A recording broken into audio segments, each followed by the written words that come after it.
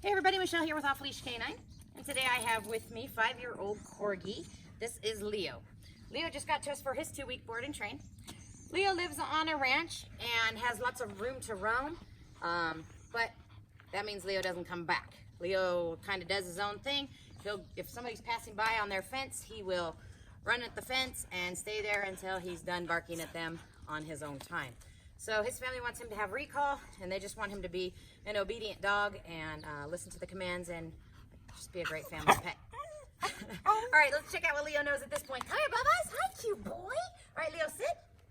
Sit, Bubba's. Okay, how about place, since you want to go in there? You want place? Place? Oh, place, good boy. Yes, sit. Oh, good boy. How about down? Can you down? He's already down. He's so little. Down?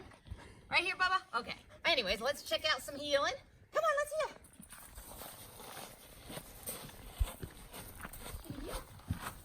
How about here?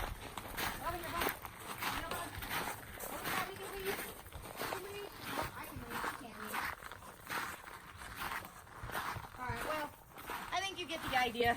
Leo has some work to do, and we're going to make him a great family pet for his family. So keep watching Leo's transformation.